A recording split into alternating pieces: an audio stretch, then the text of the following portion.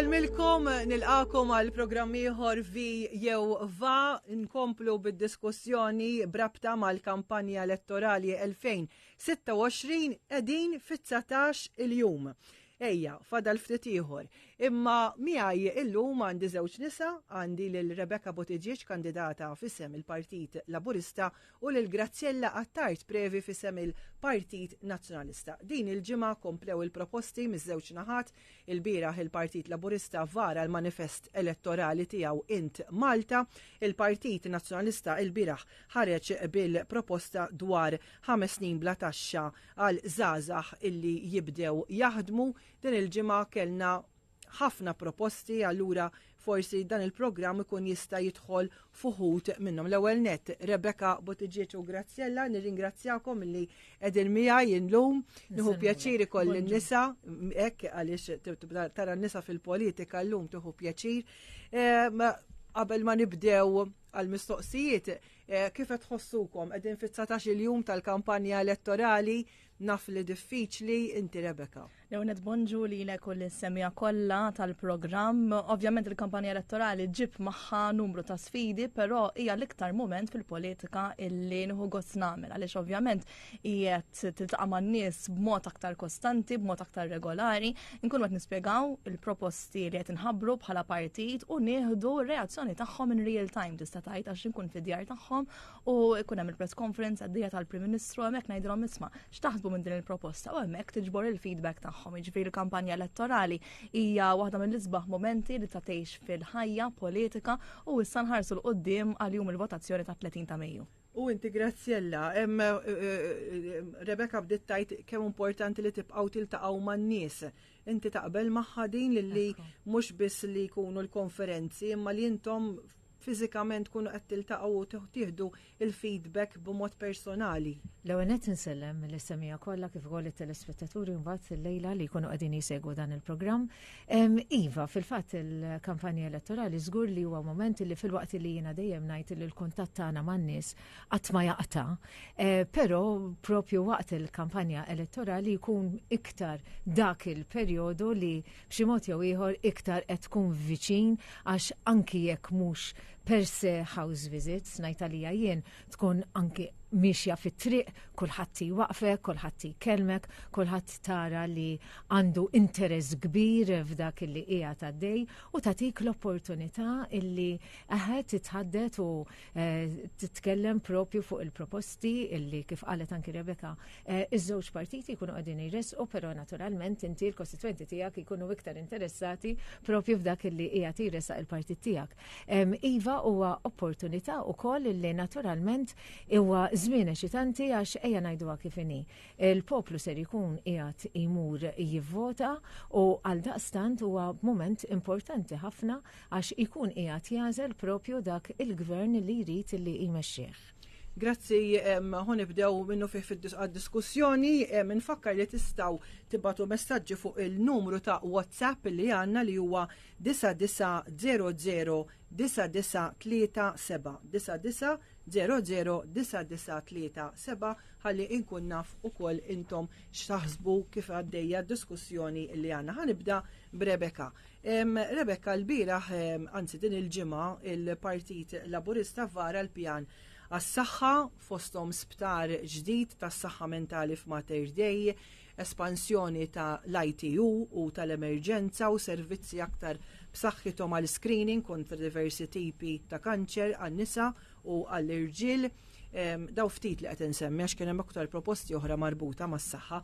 Kemm taħseb illi Gvern Laburista jista' jżomm mat-time frames għax il-proposti huma pjuttost fihom ħafna x'tagħmel, kemm taħseb illi il-gvern ħajkun jista' iwettaq dawn il-proposti? Marija l-bieraħ propju l-Prim Ministru niet il-manifest elettorali Int Malta għandi kopja tiegħu hawnhekk bħala parti mill-Konferenza Ġenerali u hemmhekk għandna numru ta' proposti mhux biss fuq is-saħħa iżda wkoll fuq numru ta' oqsma oħra illi f'dawn 19 jum ta' kampanja elettorali dejjem tajna importanza u priorità lejn setturi differenti, spjegajna x'inhuma il-proposti u rejna l-costings tagħhom, però wkoll irbatnihom għall-ewwel darba fl-istorja ta' pajjiżna ma' Wellbeing Index. Għaliex inti saqsejtni dwar is-saħħa. Il-well-being tal-bniedem huwa il-prinċipju ewlieni li fuqu bbażat il-manifest int Malta, il-ħolma tiegħek, il-proġett tagħna.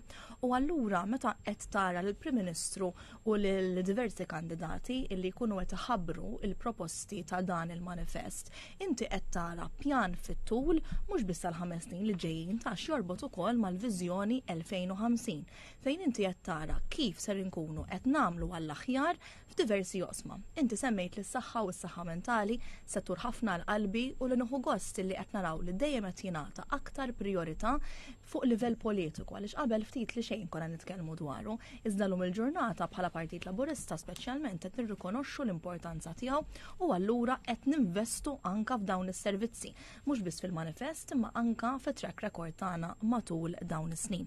Jien nfakkar li bħalissa propju para parti mill-miżura tal-budget nedejna mental first aid course u sissa għamluh aktar minn 11,000 persuna. Però ejja nħarsu l-qudiem x'qed jipproponi l-Partit Laburista dak li għandu x'jaqsam is-settur tas-saħħa. Inti semmejt fil-bidu tal-programm li aħna hawnhekk qegħdin 3 nisa.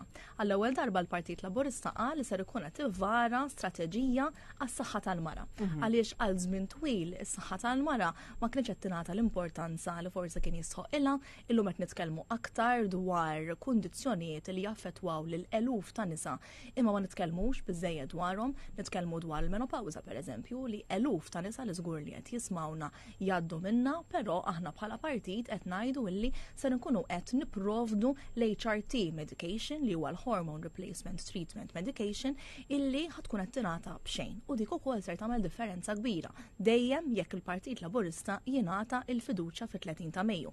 Insemmi wkoll l-endometriosis, kundizzjoni li tweġġa' ħafna nisa ser naċċeleraw l-screening tagħha ser nkunu qed nagħtu aktar attenzjoni lil dawn il-kundizzjonijiet u allura jiena nallaċċaw ukoll mal-viżjoni li għandna. Is-saħħa rridu nħarsu lejha mhux biss termini ta' infrastruttura, iżda anke fis-servizzi, fil-fatt li jkollna aktar kliniċi li jkunu aperti b'mod miftuħ, ġifieri qed naraw illi klinika bħal dik tal-Gżira pereżempju għad tkun miftuħa għal 24 siegħa bħal dik tal-Qormi wkoll. Jiġifieri qed taraw viżjoni holistika għas-settur tas-saħħa, però mhux biss is-settur tas-saħħa, ċerta li ħajkollna aktar ċans nitkellmu dwar aktar proposti matul il-programm illi jorbtu kollha flimkien, però bil-Partit Laburista fil-Gvern għandek isserħan il-moħħ illi iva ser jitwettqu, illi huma costed, jiġifieri nafu x'fuq qed nitkellmu bħala spiża finanzjarja u allura nafu li nistgħu natwawha u li l-pajjiż jiflaħ għaliha. U aktar minn hekk it-timelines.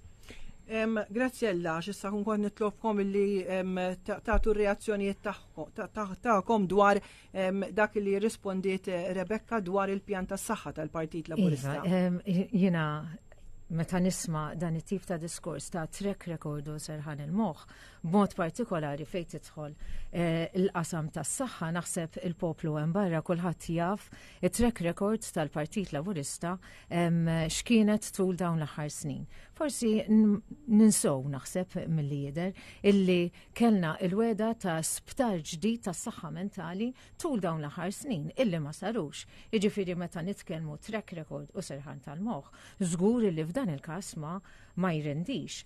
Nafu wkoll x'ġara propju fid-deal fraudolenti fejn tidħol is-saħħa fid-deal tal-Vitals, ġifieri minflok spiċċajna li ħallasna 900 miljun sabiex ikollna tliet sptarijiet illi ġew rinnovati u li jagħtu servizz lil poplu, ħallasna għal servizzi ma bqajna mingħajr ebda sptarijiet. Jiġifieri naħseb l-ewwel ma rridu nagħmlu huwa li nkunu kredibbli meta ngħidu illi noqogħdu niddependu fuq it-track record u fuq is-serħan tal-moħħ ta' kemm se jiġu propju imwettqa dawn il-wediet. Tkellmu wkoll fuq il-Wellbeing Index. Hija allura wara 13-il sena possibbli nissa qegħdin nitkellmu fuq il-Wellbeing Index wara dak kollu li għadda minnu il-pajjiż.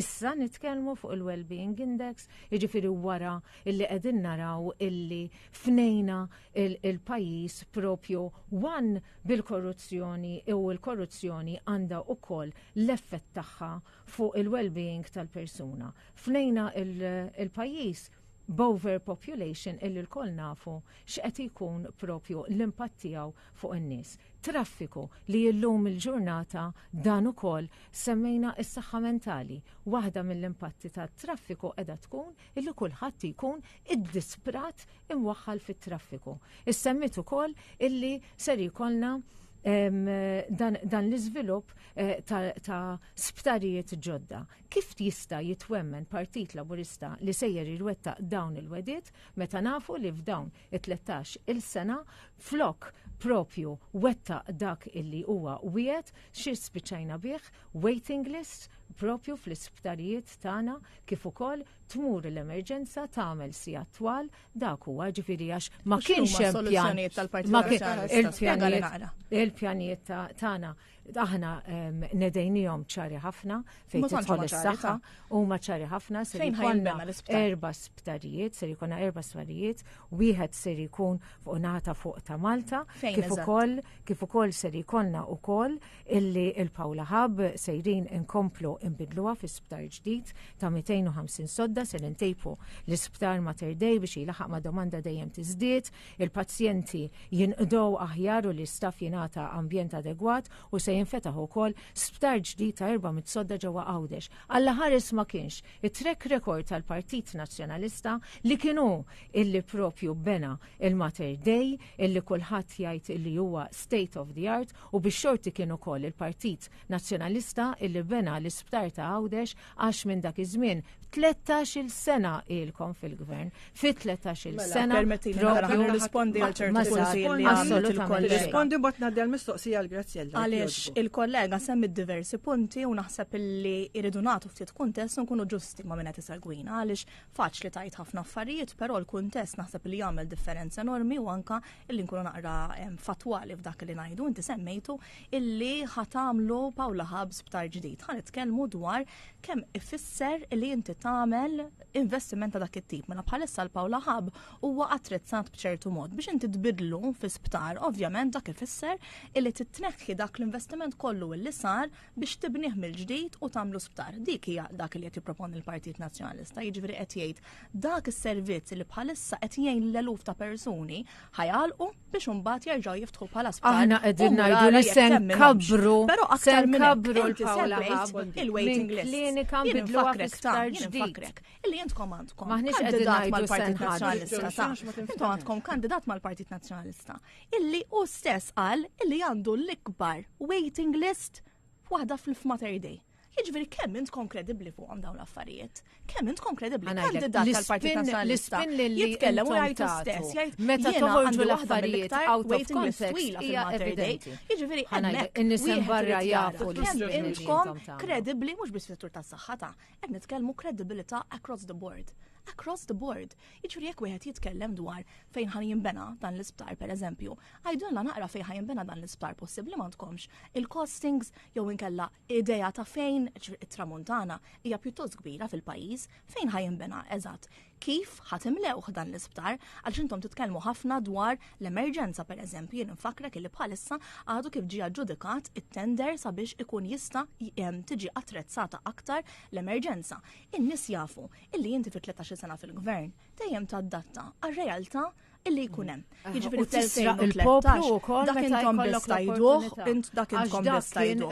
U irridu ngħidu illi inti fl-2013 saqsu lin-nies saqsu lin-nies jekk hux qed jgħixu aħjar illum milli kienu qabel l-2013. Saqsu lin-nies il-wedid ħanaddi għall-mistoqsija li jmiss għalik Grazzella jogħġbok. Intom din il-ġimgħa varajtu proposti b'titjib tal-pensjoni, mediċini għall-anzjani fid-djar u kwalità aħjar għall-anzjani. Ma taħsibx dawn huma proposti kkupjati minn dak tal-Gvern Laburista li diġà qegħdin jitwettqu? Naħseb fejn tidħol ikkupjar, naħseb qegħdin naraw tu din il-kampanja elettorali li propju kif il-Partit Nazzjonalista joħroġ bil-proposti ftit wara l-ewwel inwaqqawhom, l-ewwel jwaqqagħhom il-Partit Laburista. U ftit wara mbagħad jikkupjhom u jagħmilhom eżatt tiegħu. Naħseb fejn jidħlu propju il-proposti għall-anzjani, naħseb tajjeb insemmu illi kien propju Partit Nazzjonalista illi dejjem daħħal propju ċertu servizzi illi illum il-ġurnata Partit Laburista fil-Gvern jipprova jagħmilhom illi huma tiegħu, bħal dak li huwa servizz tal-home help, servizz tal-handyman, servizz tan-ners id-dar, Meals on Wheels, Telecare, servizz tal-POIC, dawn kienu kollha inizjattivi ta' gvernijiet nazzjonalisti. Aħna matul din il-kampanja qegħdin inkomplu nuru illi x'inhija l-viżjoni tagħna fejn jitlu l-anzjani. L-ewwel nett, l-anzjani tajjeb ngħidu illi noħduhom anki bħala dik il-parti tas-soċjetà kemm hija importanti. Dawk in-nies fis-soċjetà li wara snin twal illi jkunu taw għas-soċjetà tagħna, aħna dejjem ħassejna illi dawn għandhom ikunu imwiżna. Żgur illi huma il-pedament illi fuqhom inbniet is-soċjetà tagħna għal daqstant meta jiġu għal dan il-perjodu ta' ħajjithom, meta jkunu qegħdin jirtiraw, meta jkunu qegħdin se jiġu f'dik il-pożizzjoni li probabbli se jkunu iktar dipendenti fuq għal ċertu servizzi, żgur illi għandu jkun hemm gvern illi jara mhux biss kif jwiżinhom, iżda kif ukoll ikollhom aċċess sabiex jkomplu jgħixu l-kumplament ta' ħajjithom bid-dinjità sħiħa. Mela, x'qegħdin nipproponu u inti qed tgħid illi aħna qegħdin nikkupjaw.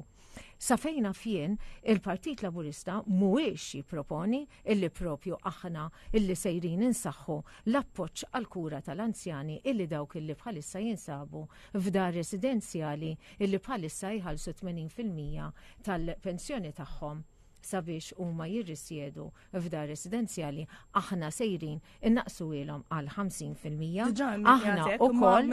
Aħna ukoll se nagħtu wkoll tisħiħ tal-appoġġ għall-anzjani residenti fid-djar tal-anzjani illi hawnhekk se nataw se jkunu qegħdin jingħataw żieda fil-benefiċċju ta' tnaqqis tat-taxxa minn 4,500 propju għal 7,000. Qegħdin ukoll ngħidu li se nżidu dik lotja annwali illi propju jingħataw l-anzjani li jiddeċidu li jibqgħu fid-dar. Dawk li jkunu il-fuq minn 80 sena sejrin indoppjaw ilhom, jiġifieri minn 525 ser issir għal 1050, fil-waqt illi dawk li jkunu bejn 75 sa 79 jkollhom minn 425 għal 850 u anki minn dawk ta' 70 għal 74 jibdew jingħataw qotja ta' 500 sena, ta' 500 euro. Tafx nafinajt, illi kontra għal Partit Laburista li jipprova jgħid illi żieda fil-pensjonijiet ser tkun 50 euro fil-ġimgħa u meta ġiet ikkalkulata din għax dejjem you have to read between the lines żviluppat illi se jingħataw biss 10 euro, 50 euro fis-sena. Aħna ser inkunu u qegħdin ċari ħafna hawnhekk, iż-żieda li aħna sejrin nagħtu kull sena fil-pensjonijiet se tkun żieda ta' 650 euro fis-sena, jiġifieri 50 euro kull xahar għax daw jitħallsu għal 13 il-xahar. Għandek ukoll qotja lil dawk in-nisa li ħadmu mid-dar sabiex jirabbu it-tfal, jiġifieri nafu li hemm ħafna nisa llum il-ġurnata li waslu għal pensjoni u li minħabba illi baqgħu jaħdmu id-dar sabiex jirabbu t-tfal batu daqsxejn fil-pensjoni tagħhom u għal daqsan tingħata din lotja u għana qegħdin nagħtu qotja ta' 2000 euro. Waħda mill-proposti li toġobni ħafna hija propri fejn jidħlu in-nanniet illi qegħdin jażlu, jiena di norbota ħafna, jiena ħdimt ħafna fuq work-life balance, jiġifieri l-work-life balance kont daħħalt anki din l-għajnuna li llum il-ġurnata jagħtu in-nanniet ukoll lill-ulidhom ma' ulidhom propju biex jgħinuhom jirabbu t-tfal. Kulħadd jaf illum l-isfida tal-familji moderni sabiex jirabbu t-tfal tagħhom u min għadu x-xurtjat illi in-nanna għada ma taħdimx għax illum il-ġurnata għandna wkoll dik ir-realtà li ħafna nannit fil-fatt jaħdmu, imma għal dawk in-nannit illi jażlu illi wkoll jieħdu dan l-impenn sabiex ukoll jidħlu fit-trobbija tan-neputijiet tagħhom, aħna wkoll inħossu fina li dawn għandhom jitwiżnu u qegħdin ukoll nofru suppliment mal-pensjoni tagħhom ta' 2000 euro fis-sena għal kull tarbija li dawn ikunu qegħdin jieħdu ħsieb. Ġifieri din maħniex qegħdin ngħidu li hawnhekk se tellimina il-child care b'xejn. U jiena fejn hu tajjeb huwa tajjeb, il-child care b'xejn huwa tajjeb. Però parallela miegħu irridu nagħmlu options oħra. Illum il-ġurnata hekk qegħdin nitkellmu. Biex nagħlaqlek ukoll fuq il-dana fuq il-proposti li qegħdin nagħmlu għall-anzjani, għandna wkoll is-servizz tat-tabib tal-familja bl-ħlas għall-anzjani li huwa mill-1987.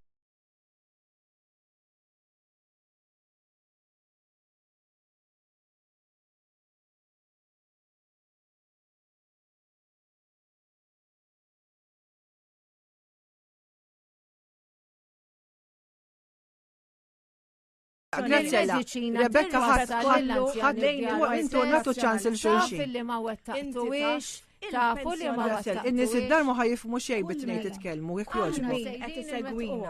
Kull min qed isegwina. U jaf it-track record tal-Partit Laburista mal-pensjonanti.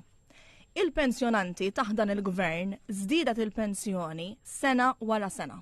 Aħna qatt ma ntaxxajna il-pensjoni. Fi żmien il-Partit Nazzjonalista, il-pensjonanti, il-pensjoni tagħhom kienet iffriżata għal 25 sena sħaħ. Imma l-kola li tagħtu permettili għaliex ma interrompejtekx. Kienet intaxxata wkoll fuq il-pensjoni. Jiġifieri kemm kienu jħobbuhom il-pensjonanti dak iż-żmien. U llum għandhom il-wiċċ illi jiġu jgħidu lin-nies x'inti semmejt ħafna figuri żbieħ u jidru ħafna żbieħ fuq il-karta u kliem mill-isbaħ, ġifieri fil-prinċipju żgur naqblu illi għandna nwiżnu l-anzjani, però when push comes to shove, the proof is in the pudding, jgħid l-Ingliż. Il-Partit Nazzjonalista mal-pensjonanti dejjem kien idu wibsa. Il-Partit Laburista bil-kontra kien kompletament differenti. U matul dawn 13 sena u rejna kemm vera tfisser illi twieżen lil pensjonanti lil dawk illi ħadmu qatih għal pajjiżna, jan niltaqa' ma' pensjonanti ta' Marija u jgħidu li jien illum għandi pensjoni iktar milli kelli paga meta kont għadni naħdem. Għaliex ir-realtà hi li llum il-pensjoni minima hija aktar mill-pensjoni massima illi kienu jieħdu fi żmien il-Partit Nazzjonalista. Dawk huma l-fatti u kull min qed jismana u kull min qed isegwina jaf kif qed jgħix aħjar illum il huwa pensjonant. Mela, għandi nitkellem ukoll dwar numru ta' kontribuzzjonijiet, permettili għaliex inti semmejt il-kontribuzzjonijiet tal-pensjoni. Illum bħala parti minn dan il-manifest, il-nerġa' nfakkar huwa costed, huwa reali, taf il dak li huwa miktub hawnhekk ħajsir. Qed ngħinu lil dawk in-nisa illi għaliex rabbew il-familja tagħhom u għamlu sagrifiċċji se nkunu qed ngħinuhom li jekk ir-raġel tagħhom għandu aktar kontribuzzjonijiet imħallsa jista' jitrasferixxi sa 5 lejn il-mara sabiex ikollha il-pensjoni. U ejja nfakru ta' li kien dan il-gvern illi ta' bonus fis-sena lil dawk in-nisa illi għall-inqas ħadmu xi ftit kellhom ftit bora l-imħallsa u ta' rikonoxximent ta' dak ix-xogħol kollu illi sar. Intom semmejtu il-weda tat-tabib tad-dar. Ilha imweda minn 1987 laqas biss kont għadni ħajja jien. U nafu x'sar minna dik il-weda ma saret qatt. Jiġri l-Partit Nazzjonalista mhuwiex kredibbli fuq il-pensjonijiet, mhuwiex kredibbli illi ser jgħin lill-anzjani. U l-kollega qalet ukoll li aħna nikkopjaw ħa nitkellmu dwar min jikkopja. Aħna għedna illi ħanamlu tafu li ftit ħatu ċans il-xulxin. Il-Prim Ministru kif daħa, il-Prim Ministru Roberta Bela kif daħa bil-pensjoni. Mela, daħħal li ta' 62 euro. Mintom niftemu, meta titkellmu, ismawni, meta titkellmu f'xulxin, ma tinftemux. ħatmu qed jemminkom, ħatmu qed jemminkom. Ippermettu li ftit. Il-Prim Ministru jekk joġobkom. Grazzjella. Il-Prim Ministru inganna propju lill-anzjani illi qalilhom illi ser ikollhom 37,000 dħul illi huma jdaħlu kemm il-pensjoni u dawn minn għalihom illi anke minn kirjiet jew minn xi jisma li għandhom. Meta mbagħad kellkom tiċċaraw illi mhux vera kienet tinkludi. Saqsi lill-pensjonanti. Kienet biss saqsi l-pensjonanti. Kif jagħmlu l-iktar bil-futur tagħhom. Tingannawhom Roberta Bela jew lill-Alex Borg. Mela, saqsi l-pensjonanti. Għanna il-numru tal-jek joġobkom 30. Jek joġobkom titkellmu xulxin. Roberta Bella, jew l-Alex Borg. U n-nies jgħidu Grazzjella, jek joġbok Rebecca. Mela, għanna il-numru tal-WhatsApp, in-nies qegħdin jikkummentaw ħafna 0900-9937 għandi waħda għal Graziella u mbagħad għandi oħra għal Rebecca. Sinjura jew sinjur li batu dan il-WhatsApp qed jgħidu jixtiequ jisaqsu jekk il-Partit Nazzjonalista se jagħmel l-isptarijiet biex se jaħdem bin in-nies bliema nies se jaħdem u mhux aktar qed tistaqsi l-persuna jidħlu aktar nies tirrispondi. Mela, l-ewwel nett aħna meta nedejna wkoll il-proposti tas-saħħa, aħna għadna wkoll li ser inkunu qegħdin propju insaħħu il-pakkett illi għandhom il-ħaddiema kollha illi jidħlu jaħdmu propju fis-settur tas-saħħa għax aħna rridu iva illi lil dawk il-ħaddiema illi huma jażlu illi jidħlu fil-qasam tas-saħħa intejbulhom ukoll il-kundizzjonijiet naraw illi dawn jiġu inċentivati li se jidħlu f'karriri li se jkollhom taħriġ salarji illi jkunu ħafna aħjar millum il-ġurnata għal daqstant aħna qegħdin naraw kif nagħmlu sabiex mill-Maltin stess minn pool ta' resources illi tiġa għandna madwarna anki aħna nkomplu ninċentivaw kif ukoll nattiraw iktar nies jidħlu għal dawn il-tip ta' xogħlijiet bħala ħaddiema tas-saħħa. Mela, tajjeb, għandi mistoqsija lik Rebecca. Il-persuna qed jistaqsi, skużawni ma nkunx nafakkux mara jew raġel, qed tgħid tistaqsi lil Rebecca Buttigieg jekk hemm xi professjonisti mal-Partit Nazzjonalista, anzi professjonisti li għandu waiting list twila. Allura hekk dan hu vera għaliex ma jittieħdux passi. Dik hija ammissjoni li qal il-kandidat huwa stess, ġifieri dik hija xi ħaġa fejn qed turi illi dan il-persuna li mill-lider ser ikun il-kandidat ewlieni fuq is-settur tas-saħħa, ġifieri Stephen Spiteri mhux qed naraw ħafna. Qed jgħid illi hu stess ma kellux soluzzjoni biex ineħħi il-waiting list tiegħu stess. Jiġifieri hemmhekk turi għal darb'oħra in-nuqqas ta' kredibilità li għandu l-Partit Nazzjonalista fis-settur tas-saħħa għaliex illum għandek uċuħ illi huma l-kawża tal-problema illi qed jgħid teżisti huwa stess. U jgħan nixtieq nirrispondi għal dak il-qadiltu kollega dwar il-proposti li qed jagħmlu biex ikunu jistgħu jattiraw aktar persuni jaħdmu fis-settur tas-saħħa. Mod sempliċi ħafna, il-proposta tal-Partit Nazzjonalista qed tgħid li joħloq żewġ klassijiet diskriminazzjoni assoluta bejn il-ħaddiema fis-settur tas-saħħa. U għalfejn qed ngħid dan? Għaliex il-Partit Nazzjonalista qed jgħid jekk inti Malti u qed taħdem barra bħalissa, aħna ħanoffrulek 5 snin tax break. Ħanuri l-inkompetenza finanzjarja tal-Partit Nazzjonalista. Jiena ħantik 5 snin il-Maltin tax break biex tiġi taħdem hawnhekk. Biex iġibuhom il-messaġġ tal-Partit Nazzjonalista li jekk inti professjonist Malti illi ilek tagħti servizz fis-servizz tas-saħħa hawnhekk f'pajjiżna, mela inti ma ħaqekx dik il-5 snin tax break, aħna taf x'qed nagħmlu, aħna ffirmajna ftehim kollettiv wieħed wara l-ieħor għas-settur tas-saħħa u għall-ħaddiema illi jaħdmu fih. Qed ninċentivaw aktar żgħażagħ sabiex jidħlu f'dawn il-korsijiet li huma importanti. Però the elephant in the room hija din. Jekk huma ħajibnu dawn l-istarijiet kollha li qed isemmulna u l-Partit Nazzjonalista l-ewwel wieħed illi jonfoħ sentiment populist kontra il-ħaddiema barranin, jista' jispjegalna kif ħajħaddimhom dawn l-istarijiet kollha għaliex kull min għandu moħħu fuqhom u jaf illi l-ħaddiema barranin jistgħu jgħinu sabiex isostnu dawn l-istarijiet kollha illi qed iwiegħed il-Partit Nazzjonalista. Il-Partit Nazzjonalista meta inti qed titkellem il-Partit Laburista jaf illi inti taf qiegħed bħalissa mal-Partit Laburista u taf fejn sejjer. Dik ma tistax tajda jkun hemm il-Partit Nazzjonalista fil-Gvern.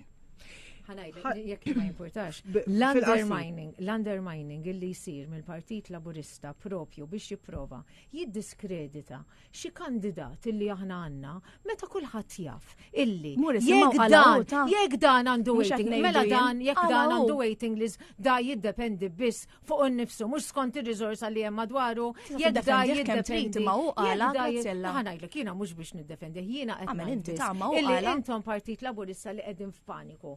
Qegħdin tagħmlu minn kollox sabiex tippruvaw tiddiskreditaw kemm lilna bħala Partit Nazzjonalista, imma mbagħad ukoll aħna maħniex nippruvaw u ħanajdlek għalfejn. Aħna u nisem barra, nisem barra drawkom il-paniku u jafu. Jekk joġobx il-nies qed jiddejqu li qegħdin titkellmu f'xulxin. Titkellmu f'xulxin. Illi tistaw propju tiġbru ġi. Nik joġobkom, minissa l-qoddim titkellmux f'xulxin, għaliex in-nies qed jiddejqu, ma mhux jifmukom, ovvjament, ma jistax jifmu, ġifieri għatu ċans il-xulxin, wieġbu ħantikom iċ-ċans mhux problema.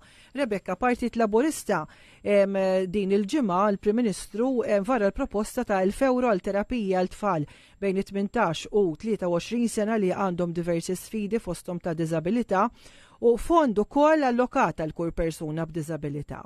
Taħseb li din hija biżejjed ta' serħan il-moħħ l-ġenituri ta' tfal b'diżabilità u għaliex sa 23 sena biss? Naħseb illi meta wieħed jitkellem dwar dan is-settur huwa importanti li jara il-ħemel ta' miżuri kollha illi daħlu fis-seħħ matul dawn it-13-il sena, però aktar minn hekk dak li qed nipproponu l qudiem. Jiena spiss niltaqa' ma' ġenituri li għandhom tfal b'diżabilità, naf kemm hija diffiċli, però aħna bħala gvern qed insostnu li rridu nkunu miegħek f'kull pass. Jekk għax qed nitkellmu dwar tfal b'diżabilità, jekk għax qed nitkellmu dwar kwalunkwe settur ieħor, aħna f'dan il-manifest qed ngħidu li l-gvern irid ikun miegħek f'kull pass tal-ħajja tiegħek. U allura qed immorru oltre minn dak li għamilna matul dawn is-snin. Jiġifieri inti semmejt din lotja u din lajnuna. Qed nitkellmu wkoll dwar servizzi li ser jingħataw ta' terapija b'xejn li tfal taħt 18-il sena jistgħu jmorru u din it-terapija qed tkun kollha b'xejn. Nafu kemm importanti it-terapija għal dawn it-tfal u allura bħala gvern rridu nassiguraw li jkun hemm aktar aċċess għalija din it-terapija, però aktar minn hekk ħanneħħu mill-pis finanzjarju illi jgħaddu minnu dawn il-ġenituri. Il-bieraħ fil-konferenza tkellmet li għandha tifel b'awtiżmu sever u qalet kif tkellmet ma' Dr. Lidja Bella dwar l-isfidi illi kollha meta sfortunatament ikollha tidħol l-isptar bit-tifel u waħda mill-miżuri illi qed nipproponu fil-manifest hi illi jkun hemm sensory room fl-emerġenza sabiex dawn it-tfal ikunu jistgħu ikollhom inqas trauma milli jgħaddu minna bħalissa illi m'hemmx. Jiġifieri meta aħna nitkellmu dwar dan is-settur għaliex qed nipproponu numru ta' miżuri illi ser ikun qed jgħinu lil dawn it-tfal u lill-ġenituri tagħhom inaqsilhom mill-inkwiet għaliex dak inkwetu biex tara kif ħadd laħħaq kemm għax it-terapija fiha ħafna flus, il-fatt li l-gvern se jtik dik lotja ta' 1,000 euro, il-fatt li aħna tinsostnu b'numru ta' miżuri oħrajn. Jiġri hemmhekk qed tara kif iva il-gvern Laburista jekk jingħata l-fiduċja u mill-ment fit-30 ta' Mejju ser ikun hemm biex isostnihom għaliex dan is-settur huwa l-qalb dan il-gvern ħafna u naħseb illi l-miżuri kollha li saru matul dawn is-snin huma turija ċara ta' kemm ser nibqgħu nsostnu lil dawn it-tfal. Tirrispondi l-reazzjoni tiegħek? Grazzella. Naħseb l-ewwel nett dan huwa settur għall-qalbi ħafna, jiena fil-fatt anki fil-ħajja professjonali tiegħi jiena naħdem ma' persuni b'diżabilità, jiġifieri immiss kuljum din ir-realtà u nifhem b'mod dirett il-bżonnijiet mhux biss tal-persuni b'diżabilità iżda wkoll tal-familji tal-persuni b'diżabilità, però tajjeb infakru illi fejn tidħol il-politika u fejn tidħol viżjoni ta' gvern, tajjeb infakru li kien propju anki il-Partit Nazzjonalista fil-gvern li propju kien l-ewwel għax din il-ħaġa li qisha ix-xemx telat fl-2013. Jiena tweġġani u naħseb un-nisem barra, mhux għax tweġġani ta' ġifieri għax naħseb in-nisem barra, żgur li ma jemnuwiex. Fl-aħħar mill-aħħar kien propju il-Partit Nazzjonalista li fl-2000 kien daħħal propju l-Equal Opportunities Act u minn hemmhekk bdejna propju din il-mixja illi il-persuni b'diżabilità bdew jingħataw dejjem iktar dinjità, bdew jingħataw iktar opportunitajiet indaqs. Nafu wkoll li hemm il-konvenzjoni l-UN Conventions for the Persons with Disability, jiġifieri li din ġiet irratifikata wkoll propju taħt gvern nazzjonalista u minn hemm il-qudiem iva jiena nemmen possibbli f'dan is-settur.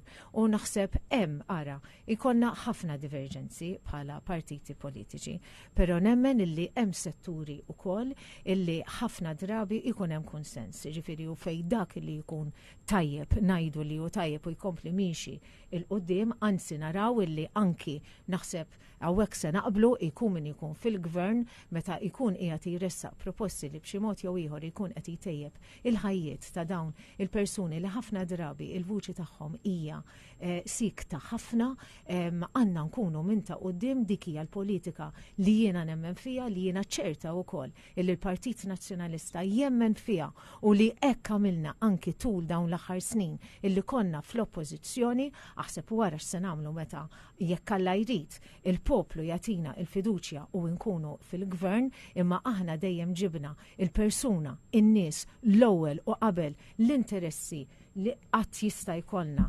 fil-politika, imma fejn jidħlu ċertu setturi soċjali il-konsens għandu jkun hemm, anzi meta jsiru il-proposti jiena nippretendi li in-naħa l-oħra tagħti wkoll il-viżjoni tagħha sabiex intejbu dak li nkunu qegħdin nipproponu. U f'dak il-mument żgur nagħtu l-aqwa u l-aħjar il dawn is-setturi tas-soċjetà li jistħu ilhom sosten jkun min ikun fil-gvern. In-nies qegħdin jagħtu ħafna hawnhekk bil-WhatsApp in-numru 9900 9937 għandi waħda l-kull wieħed, għandi persuna li qalli mhux imbilli tagħmlu l-proposti imma tridu twettquhom għalik Rebecca u issa nitolbok tweġibni u għalik Grazzella din l-anzjana qed tgħid illi weġġa li wara 40 sena intom tipproponu tweduna tabib għalina meta tafu li dawn anqas biħlas ma ssibhom. Mela, in-naħa tiegħek? Ħanitkellem dwar il-proposti illi wieħed Partit Laburista. Bħalma dejjem ngħidu, it-track record tal-Partit Laburista fil-Gvern juri li dak li nipproponu f'kull manifest huwa kuntratt mal-poplu. Jiena ħansemmi eżempju ċar. Iż-żmien tal-pandemija fejn hemmhekk kellna kriżi illi qatt ma rajna bħala fid-dinja, naħseb waħda mill-ar mit-tieni gwerra dinija il-hawn, u hemmhekk rajna illi il-Gvern, il-Prim Ministru Roberta Bela ħaħsieb lin-nies, lill-familji u lin-negozji. Għalfejn tinsemmi dan l-eżempju. Għaliex naħseb quddiem pandemija fejn kellna prioritajiet kompletament differenti, kellna emerġenza, kellna kriżi illi kellna nifokaw fuqha bħala pajjiż. Naħseb kulħadd kien jifhem jekk il-Prim Ministru kien joħroġ quddiem il-poplu kien jgħidilhom isma' minn dak li wedna m'hemm xejn, għaliex issa rridu niffokaw fuq il-COVID. Naħseb kulħadd kien ifhimha dik iċ-ċirkostanza, però wkoll kemm aħna nafu li dak ma sarx.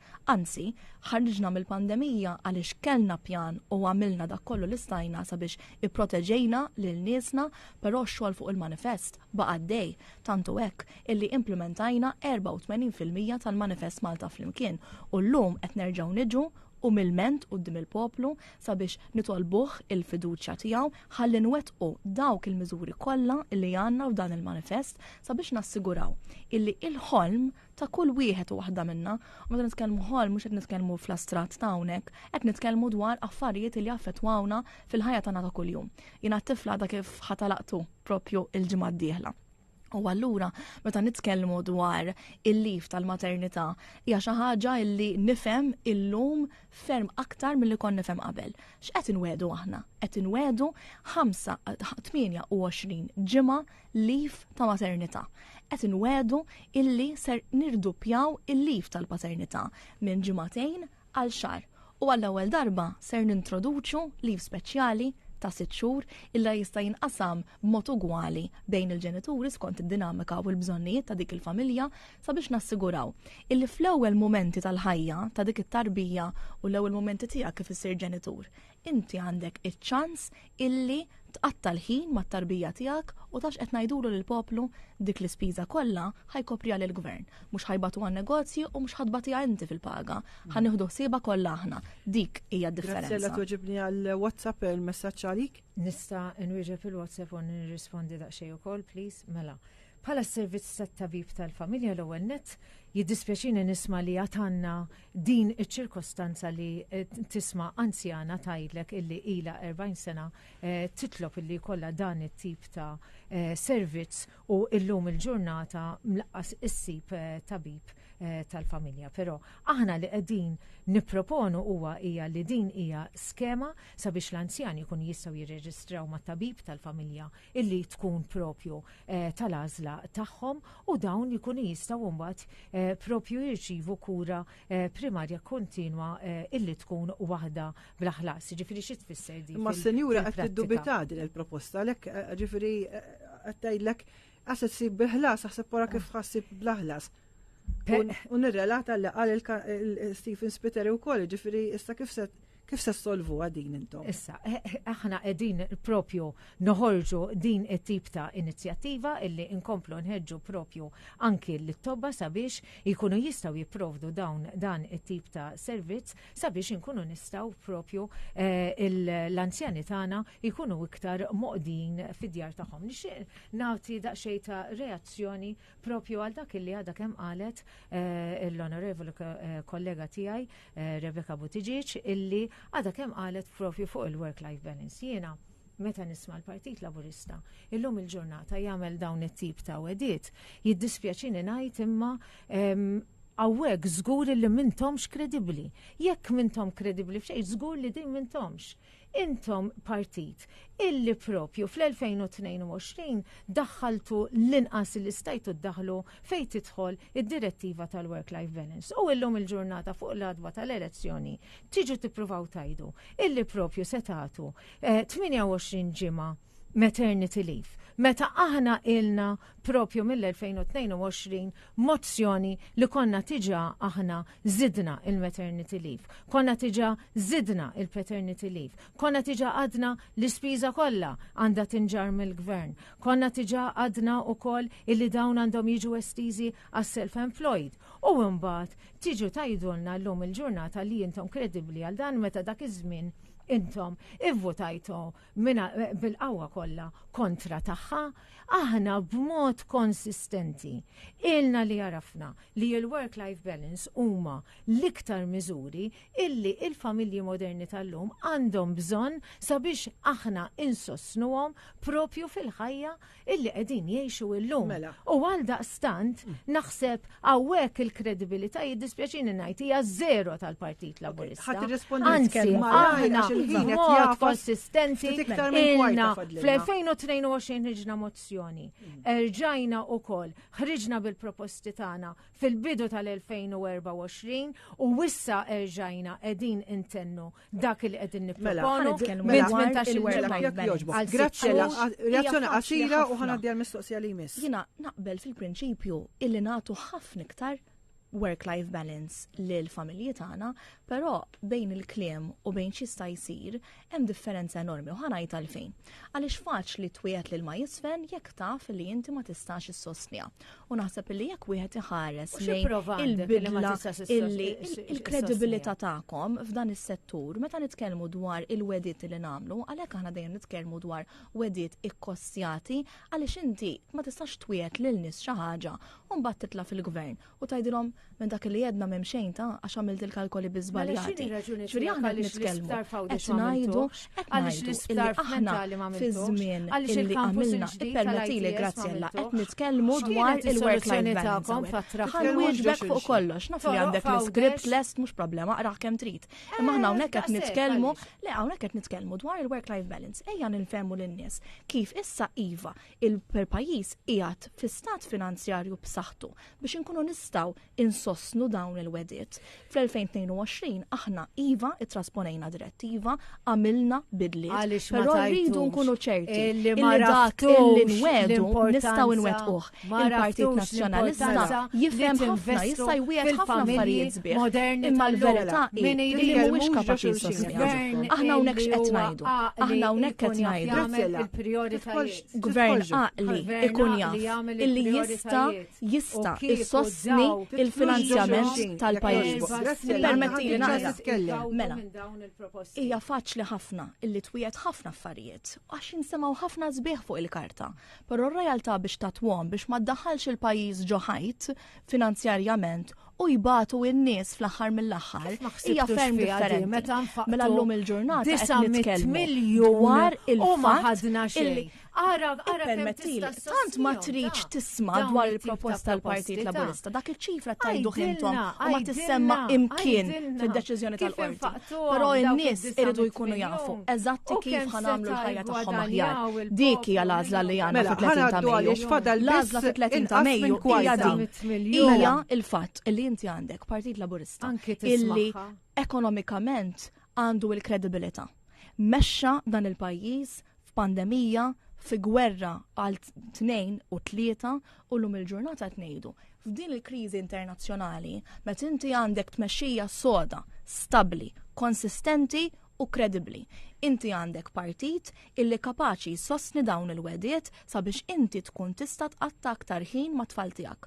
Għaliex qed nitkellmu dwar ħafna kliem sabiħ, però il-kliem mhuwiex biżejjed u naħseb li l-Partit Laburista meta timexxi l-qudiem meta timexxi l-qudiem il-kontinuità ta' dak li qegħdin tgħixu fil-ħajja tagħkom ta' kuljum. U nitlob ukoll il-kull min qiegħed jisma'na biex tkunu tafu se jkollkom iktar dak li qegħdin tgħixu fil-ħajja tagħkom ta' kuljum, jiġifieri iktar traffiku, iktar nies over ta' population, niċe ġodda. Toħorġu b'dawn l-affarijiet u dawn l-attakki. Imma mbagħad illi se noħolqu niċe ġodda ekonomiċi illi propju imbidlu id-direzzjoni u nagħtu tama għall-futur aħjar lill-poplu. Il-verità għandi dan dil-mistoqsija u vera nixtieq illi nittakiljawa minn żewġ naħat għax din hija naħseb proposta illi taħraq mhux ħażin. Partit Nazzjonalista awtorità dwar il-popolazzjoni. X'qegħdin tajtu fil-konkret grazzi għal mhux diġà hemm l-Aġenzija Identità li tagħmel dan ix-xogħol x'se tagħmlu differenti u x'inhi eżatt il-policy tagħkom fuq il-ħaddiema barranin għaliex mhijiex tinftiem. Mela. L-ewwel nett aħna fejn tidħol il-popolazzjoni naħseb tajjeb ngħidu x'inhi r-realtà tal-lum. Ir-realtà tal-lum hija illi mela mill-2013 meta il-popolazzjoni ta' Malta kienet dak iż-żmien bejn wieħed u ieħor xi 420,000. Sal-lum il-ġurnata u dak iż-żmien kien hemm xi 20,000 barrani, illum il-ġurnata qegħdin nitkellmu popolazzjoni ta' bejn wieħed u ieħor 570,000. Jiġifieri għandna żieda ta' 170,000 barrani. Eddin najdu li l-lum il-ġurnata din is-sitwazzjoni ħolqot ukoll ċirkostanza illi l-employers, ġifiri eddin naraw daqsxejn kif edha tolqot kemm lill-employers kif ukoll lill-poplu Malti. U eddin najdu illi minnaħa waħda għandek l-employers illi jħossuhom illi ma jistawx jespandu minħabba l-workforce ridotta kif ukoll hemm ċertu proċess burokratiku. Inti għat illi hemm tiġà awtorità illi teżisti, però din l-awtorità għandha ħafna burokrazija u ma' kull min titkellem tajlek illi iddum ħafna sabiex tinqeda. U mbagħad għandek ukoll fuq naħa l-oħra il-poplu Malti. Il-poplu Malti li huwa imħasseb kemm bis-sigurtà kif ukoll fl-infrastruttura għax hija ngħiduha kif inhi. Fil-waqt illi il-popolazzjoni żdiedet b'dan il-mod allarmanti, imma mbagħad ma sarx parallela miegħu. Jiġifieri kieku kien hemm pjan illi kien daqshekk sod illi tajt jew inkella kif għandu jkun illi inti parallela ma' żieda fil-popolazzjoni ukoll inti tieħu ħsieb l-infrastruttura x'qegħdin ngħidu infrastruttura bħal pereżempju kif qegħdin naraw il-kriżi fl-isptarijiet, jiġifieri għax biex jileħqu propju ma' din iż-żieda kollha tal-popolazzjoni, naturalment ħolqot pis ukoll hemmhekk fuq l-isptarijiet, ħolqot ukoll pis fuq l-edukazzjoni. Ma x'ħatamlu bil-ħaddiema barranin? Le, aħna qegħdin ngħidu li sejjer jinħoloq. Il-ħaddiema barranin aħna qegħdin ngħidu illi dawn ser jkunu hawnhekk skont l-eżiġenzi wkoll tal-pajjiż. Jiġifieri qegħdin ngħidu illi għandha tinħoloq awtorità responsabbli illi din se tkun qiegħda tippubblika studju dwar is-suq tax-xogħol, il-Labour Market Research Study. U imbagħad jitnieda wkoll il-Malta Population Levels Plan illi ser jkun qed jbassar ukoll il-popolazzjoni b'relazzjoni mal-permessi tax-xogħol, jiġifieri anki dawk in-nies aħna maħniex kontra illi il-barranin jiġu hawn Malta biex jaħdmu, però meta jiġu hawn Malta biex jaħdmu, irridu naraw li dak ix-xogħol illi huma jidħlu fihom hemm bżonnu u ser jiġu propju biex jidħlu għal dak ix-xogħol. Imma jekk hemm bżonn ta' 20 ħaddiem propju f'dan is-settur, m'għandux għalfejn jiġu 50. Qegħdin ngħidu li jkun hemm propju niċċa illi tkun taf eżatt fejn dawn il-barranin tagħmel propju dak li imbagħad qed nitkellmu fuq l-integration policy. Mela l-integration pereżempju xi ħaġa illi rridu nindirizzaw ħafna, illi jekk aħna qegħdin nammettu illi f'ċertu setturi qed ikollna bżonn illi jkollna ħaddiema barranin biex inkunu nistgħu nagħtu s-servizz. Kemm huwa importanti wkoll illi jkun hemm integrazzjoni. U l-integrazzjoni ma tfissirx biss illi iva huwa importanti, il-lingwa hija importanti, però jrid ikun hemm sforz ikbar illi fl-aħħar mill-aħħar is-social networks, anki l-community networks jiġu imsaħħa sabiex fl-aħħar mill-aħħar jkun hemm armonija illi llum il-ġurnata sal-lum il-ġurnata din għadna maħniex narawha, però hija importanti ħafna għax hija r-realtà propju tal-popolazzjoni tal-lum il-ġurnata. Rebecca? Jiena dak kollu li qalet Grazzella għadni ma fimx eżatt il-pożizzjoni tal-Partit Nazzjonalista fuq il-ħaddiema barranin. Dik kienet il-mistoqsija tiegħek u naħseb li għadna mingħajr tweġiba, però permetti li nirribatti ftit mill-argumenti illi propju għamlet. Intom semmejtu din l-awtorità illi se tkun qed tiġbor din l-informazzjoni fuq il-popolazzjoni u semmejt il-kelma burokrazija. Jiġifieri jiena hawnhekk nistaqsi, jekk ħajkun hemm aġenzija oħra, dik awtomatikament mhux ħażid il-burokrazija illi allegatament qed tgħid illi diġà teżisti fil-pajjiż, dik hija mistoqsija li ġietni meta kont qed nismagħha titkellem. U irrid ngħid ukoll, jiġifieri inti qed titkellem dwar il-fatt li f'pajjiżna għandna bżonn illi jiġu nies illi għandna bżonn. U dak diġà jsir. Jiġifieri meta il-Partit Nazzjonalista joħroġ bil-kritika illi l-ekonomija żdiedet purament għaliex ġew jaħdmu l-ħaddiema barranin, bir-rispett kollu mhux hekk taħdem l-ekonomija, jiġifieri il-ħaddiema barranin ġejjin hawnhekk għaliex hawn ix-xogħol għaw il-ħtieġa li huma jiġu jaħdmu hawnhekk. Jiġifieri inti kieku dik kienet daqshekk faċli li l-mudell ekonomiku taqbad tbidlu hekk biex iżid kull m'għandek bżonn biex ikollok mudell tajjeb ekonomiku u iżid il-ħadma barranin, kieku jiena ma nistax nifhem kif ma kienu xamluh qabel, però il-verità hi illi mhux hekk taħdem l-ekonomija. Jiġifieri hawnhekk qed nitkellmu dwar mudell ekonomiku li għandna fil-pajjiż illi qed irendi qed iħalli ħafna aktar stabilità fil-pajjiż. Għandna l-aqwa ekonomija fl-Unjoni Ewropea. Mhix ċajta ta' u qed nitkellmu dwar il-ħaddiema li jiġu hawnhekk.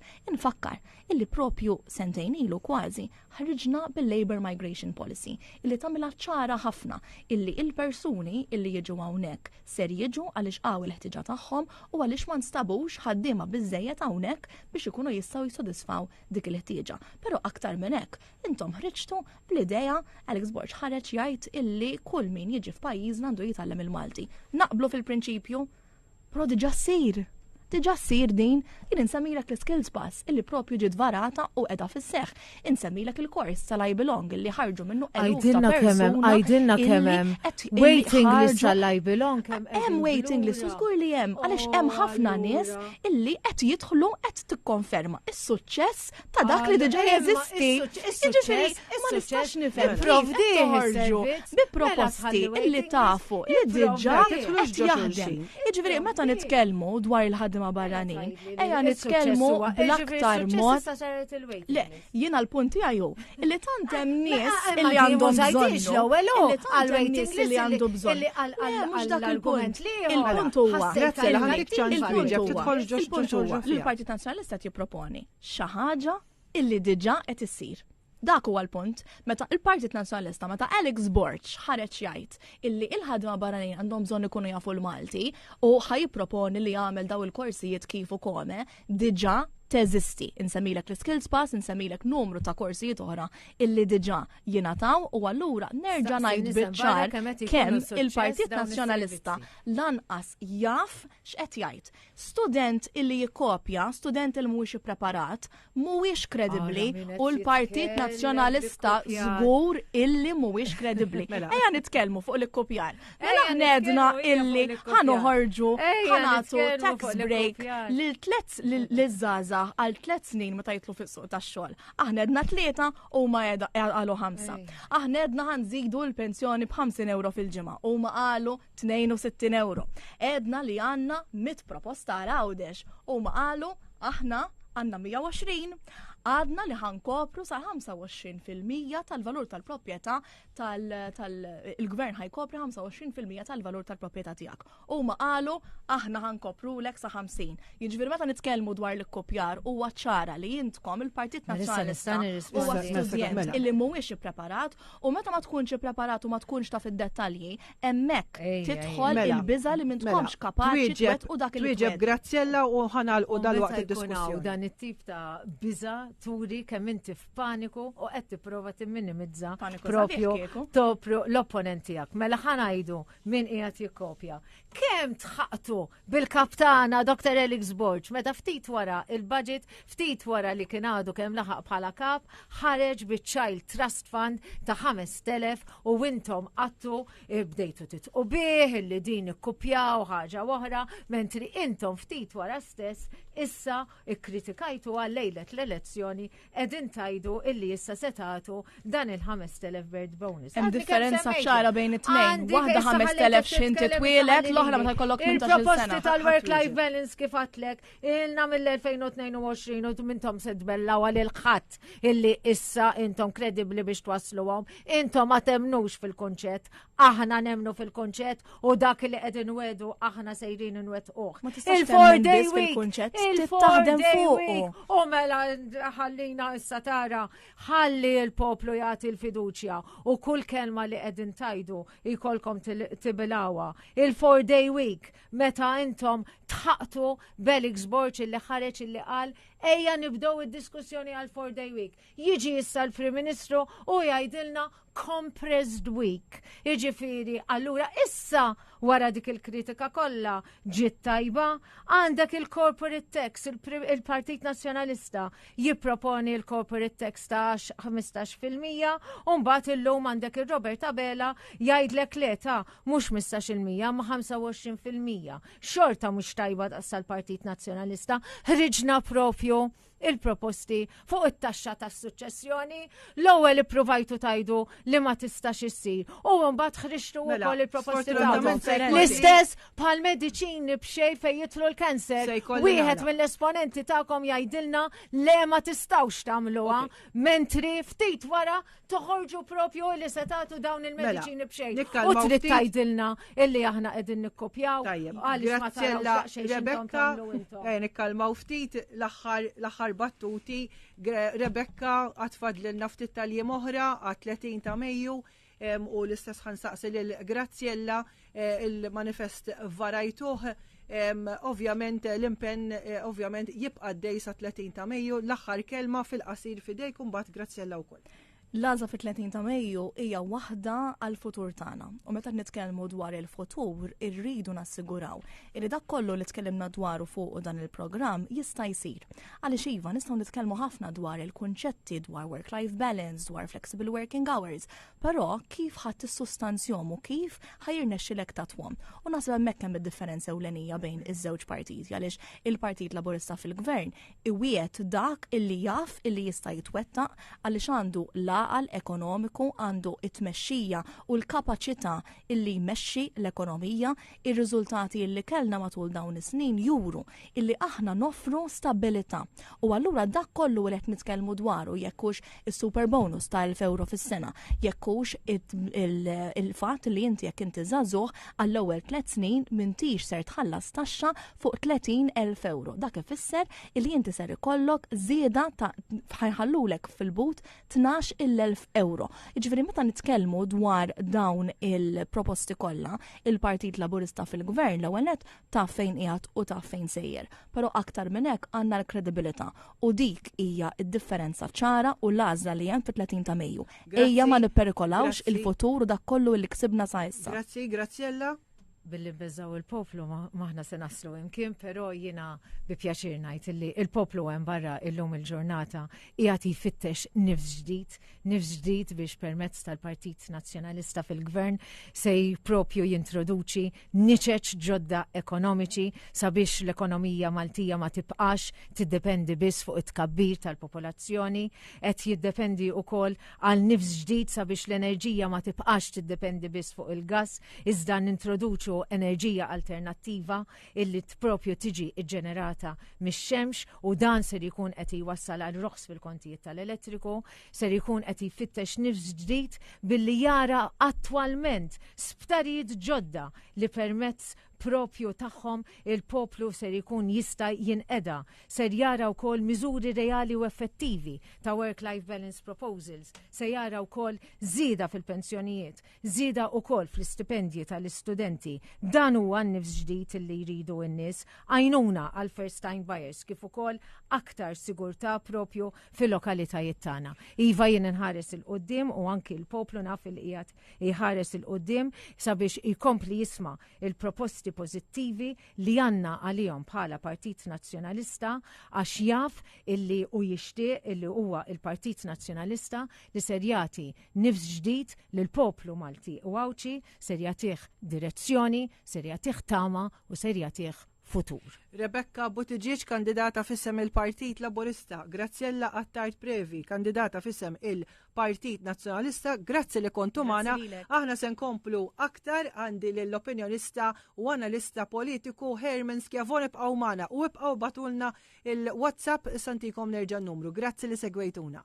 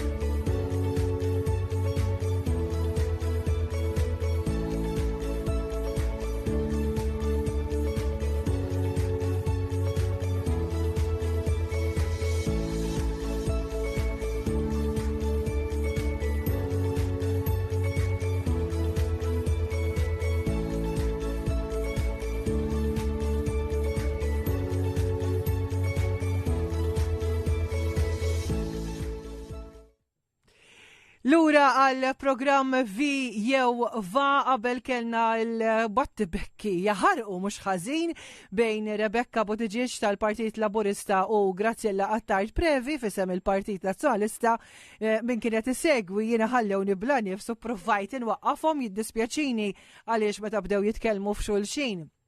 Hija normali imma ovvjament intom li tkunu qegħdin issegu ma tifhmux kelma, però provajt nikkontrollhom issa ħanaqgħu ftit l-iktar kalma li x'għandi lil Herman Schiavone li huwa analista politiku. Herman, l-ewwel nett għax kont qiegħed issegwi din il-diskussjoni bejn Rebecca u Graziella Attard Previ kif taħseb li marru? Naħseb li jagħmlu punti validi ħafna. Hija ħasra illi anki jinta meta konti ġifiri l-lum għandi l-lussu l-inku wahdi. Inti kont bħala. Ġili kont f'dik is-situazzjoni li wieħed ovvjament meta jitkellmu fuq xulxin kif qed tajjeb inti is-semmieħ ma jkunx qiegħed jieħu dak kollu li jkun għaddej. Nitlobkom biex tibqgħu tibatulna l-kummenti, skużawni ma laħħaqx mal-kummenti kollha li battuli għal Rebecca u Graziella. Il-numru tal-WhatsApp huwa 99009937. Hermin, il-proposti baqgħu għaddejjin din il-ġimgħa. Jiena kritika li qiegħda nisma' mingħand in-nies hija li kieku tmur għand persuna minir taqbad in-nies fit-triq u tgħidilhom ara dawn huma l-proposti ta' min taħseb li huma. U ħafna minn nies qegħdin jgħidu illi huma fis-sens simili għaliex l-ideoloġiji saru l-istess. Jiena din hija l-10 elezzjoni illi qed insegwi mill-qrib ġi ta' 16-il sena. Ma konċ għadni votajt, pero kienet l-ewwel elezzjoni li segwejt u ma niftakar qatt kampanja elettorali fejn dawn il-ħemel ta' proposti ġew offruti lill-pubbliku. U naħseb li kelli niddeskrivi da kollu f'kelma waħda, tiġini l-kelma overkill. Overkill. Hemm wisq, ġifieri. Hemm wisq. In-nies qed jiġu overwhelmed. Eżatt, ġifieri il-poplu mhux ilaħħaq mal jassorbi il-proposti li qed isiru minn parti tal u ieħor. Qed nara wkoll, ġifieri, miż-żewġ naħata u fil-fatt għamlu referenza liha iż-żewġ kandidati li kien hawn. Il-partit jipprova jibbitja lil ieħor wara li jisma' proposta jagħmel aħjar. U allura hawnhekk issa il-kwistjoni se ddur kollox. Il-poplu meta ser imur jivvota, speċjalment dawk li għadhom indeċiżi, illi għandna madwar 30,000 minnhom. Li huma hija ċifra kbira ħafna. Hija ċifra kbira ħafna. U ovvjament dawn ser jiddeterminaw fejn tmur l-elezzjoni. Dawn ser ikunu qegħdin jagħmlu il-probability tajjeb fil-moħħ ta' kull votanti li sissadu indeċiż ser jibda jgħid isma' mela. Il-Partit Laburista qed jgħid dan, il-Partit Nazzjonista qed jipproponi da. Imma min minnhom jista' joħloq il-ġid biex isostnihom dawn il-proposti. Lil min fl-aħħar mill-aħħar jiena ser nemmen illi dak illi qiegħed iwiegħed ser jagħtihunna. U t-tweġiba għal dik il-mistoqsija mhux se tkun l-istess għal kulħadd. Ġifieri se jkollok biċċa minn dawk l-indeċiżi li jemmnu lill Partit Laburista u biċċa li jemmnu lill Partit Nazzjonalista. U allura il-riżultat aħħari ser ikun jiddependi mill-partiti jirnexxielu jikkonvinċi li żjed lil dawn l-indeċiżi. Ir-riżultat finali illum qed naraw is-surveys illum ħareġ tal-Professur Vince Marmara qabel kont aħna kellna diskussjoni u konna qed ngħidu kemm l-indeċiżi ser ikunu dak il-fattur determinanti ta' fej diġà naqsu madwar. Għandna l-etajiet ta' 30,000 li huma indeċiżi? Le, ma dik id-dejta. Ma nafux hekk żgħażagħ. Le, dik id-dejta ma toħroġ mis-survey ippubblikat. Però mill-ġimgħa l-oħra hawn dik il-faxxa naqseb madwar 6,000 u naqset 2 punti perċentwali. Ġifieri jkunu qegħdin isegwu n-nies. Le, jiena m'għandix dubju illi għalkemm fl-ewwel ġimagħtejn tal-kampanja ma bdejniex naraw ċaqliq tan-nies li bdew jgħidu mhux ser nivvota jew jien għadni indeċiż. Issa f'din l-aħħar ġimgħa, fit-tielet ġimgħa, bdew jiġu rreġistrati. Taħseb li jsegwu ma' n-nies illum. Ovvjament jiddependi mill-etajiet ukoll. Jiena m'għandix dubju l-ikbar medium huwa il-social media. Ġifieri 100%. U forsi il-billboards jgħinu wkoll x'inti tkun fit-triq ma tistax tefhem. Il-billboards, però fil-billboards, il-billboards inti taraħ darba illum tant in-news hija fast, il-dinja hija maġla, illi inti ikollok riżultat instantanju fuq il-medja soċjali, ġifieri jekk saret press conference tara live.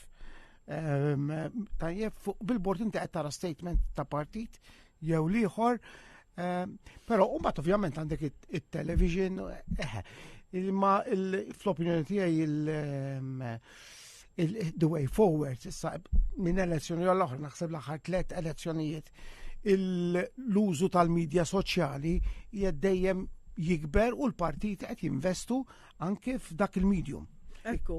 Iktar milli fil-gazzetti. Illum meta tara miż-żewġ naħat għandhom crew magħhom li jieħdu ħsieb is-social media bil-videos, bir-ritratti li huwa neċessarju ħafna li xinkella ma tkunx tista' twassal il-messaġġ. Jiena naħseb illi forsi mhux l-elezzjoni li ġejja, imma naħseb in my lifetime ser nassistu għal kampanji elettorali jkunu 100% fuq social media.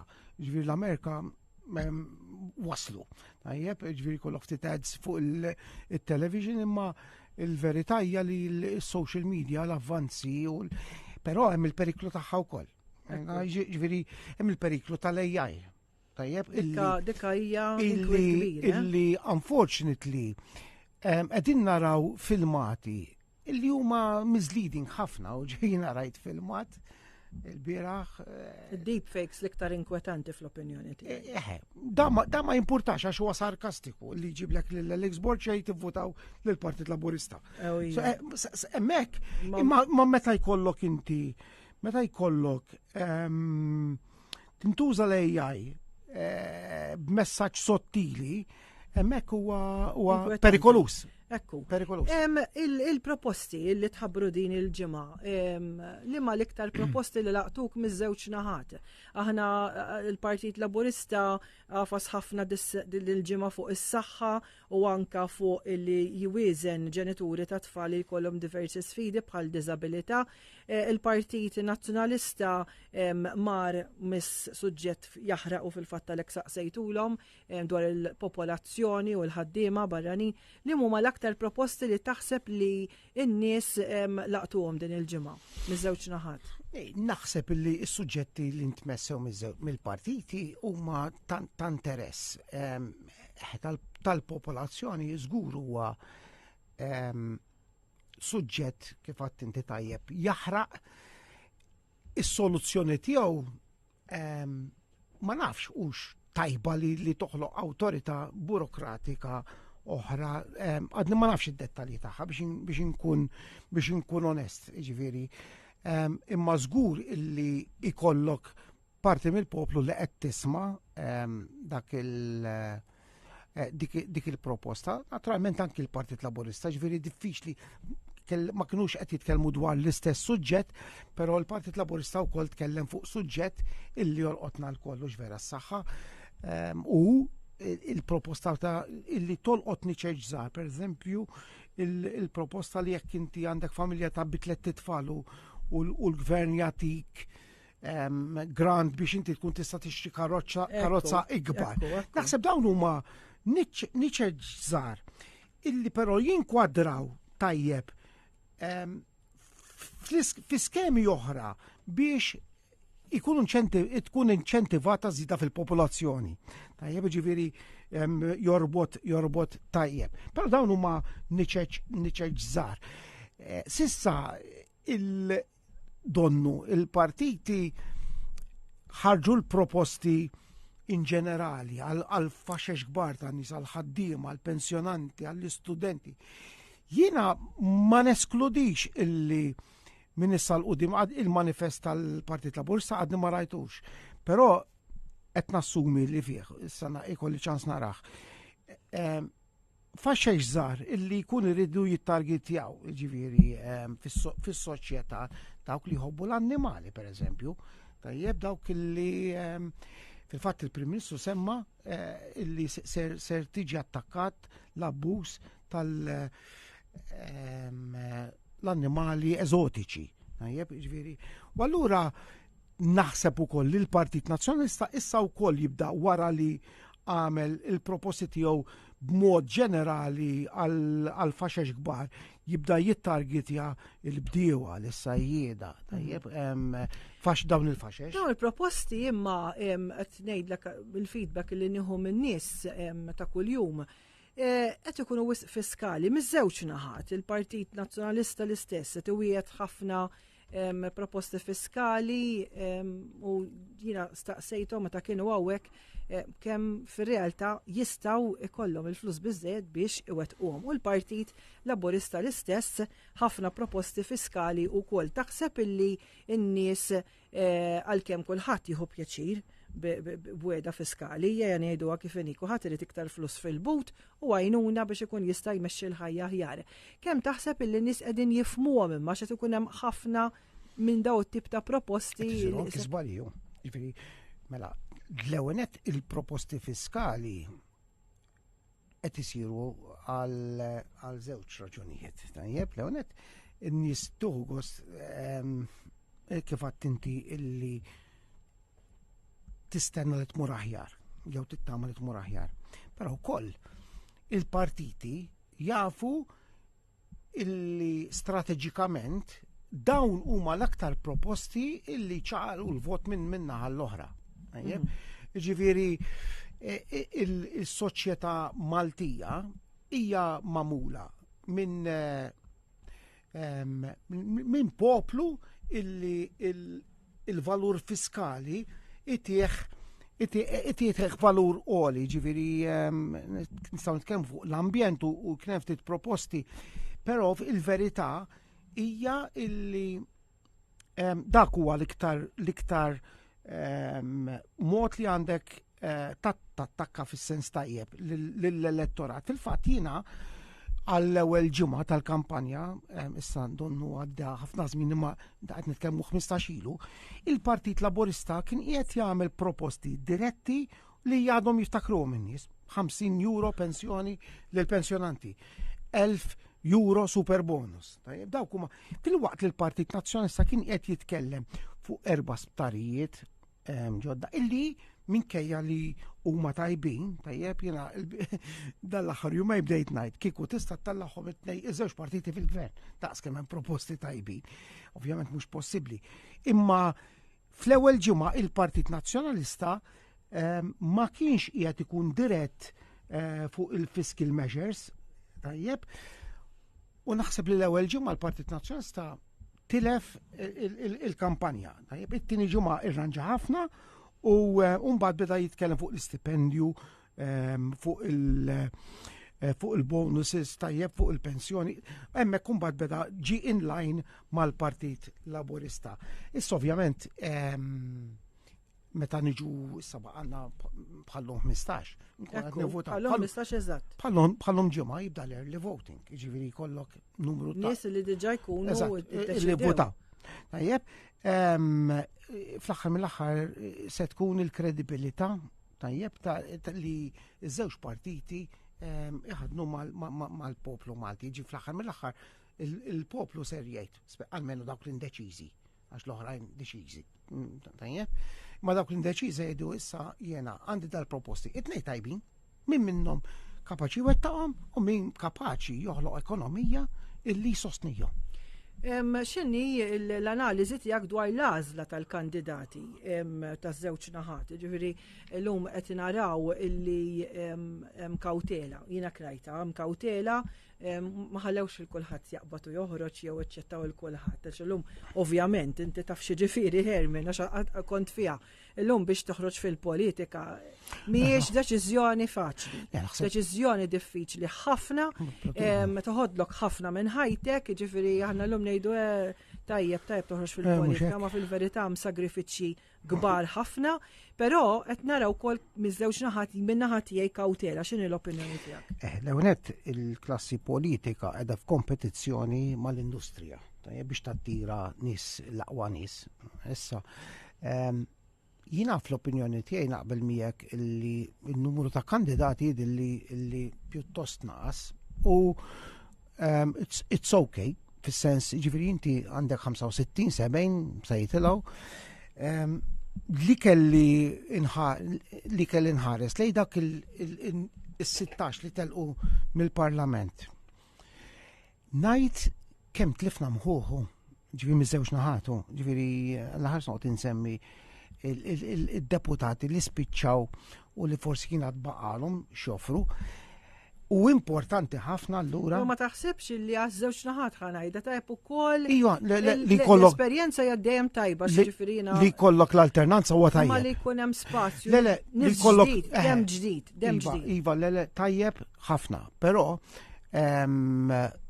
inti apparti dawn is-16 inti fl-elezzjoni ta' qabel tajjeb telqulek inklusin xitna xoħra apparti dawk li ma telawx. Ġifieri li jkun hemm turnover u jibdem ġid huwa tajjeb ħafna. Però issa fl-opinjoni tiegħi aktar għall Partit Nazzjonalista il-votant nazzjonalist irid joqgħod attent lil min se jeleġġi minn flok dawn illi u mhix se noqgħod insemmi nies illa għaliex inti il-partit tilef numru ta' mħuħ jiena ħdimt magħhom u naf il-kapaċitajiet tagħhom. U tkun fejn tkun fil-Parlament, gvern jew oppożizzjoni, intem ċertu xogħol li għandek bżonn ċerta nies tekniċi u il-Partit Nazzjonalista għandu kandidati li jistgħu jirreplejsjawhom da, però għandhom l-iżvantaġġ illi qed jħabtu il-kandidatura tagħhom ma' incumbents u allura ikun naqra iktar diffiċli biex jitilgħu.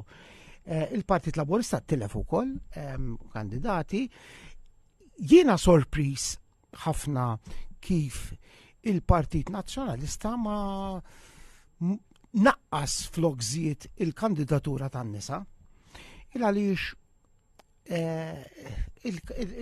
minħabba l-mekkaniżmu tajjeb inti għandek 5 deputati nisa li jitilgħu b'dan il-mekkaniżmu 6 deputati minn kull partit. U allura hemmhekk naħseb li seta javviċina, jiena m'għandix dubju il-partit ikun għamel ħiltu biex isir, però ħafna nisa wkoll qegħdin jażlu li ma jidħlux f'din l-arena ta' tribalizmu għax aħna ngħidu kif inhi il-politika tagħna għalkemm almenu fil-wiċċ tidher li tribali, tajjeb anke hawnhekk stess ikun hemm ħafna batti bekki u mhux kulħadd huwa maqtuħ għal dik il-ħajja. Herman qegħdin lejn l-aħħar ħanalqu l-sezzjoni tagħna. Għatfada lissa kif qed tajt inti bħallu 15 il-poplu qiegħed jivvota kif qed tistenna illi se tiżdied tensjoni fil-pajjiż. L-aħħar ġumatejn it-temperatura tibda tiela. Issa qed tinħassu ġvera. Tibda tinħassu. Jiena nastenna illi il-partiti jibda jkollhom aktar attendenzi fil-mass meeting jien s'issa ma kontx impressjonat bl-attendenzi ta' żewġ partiti.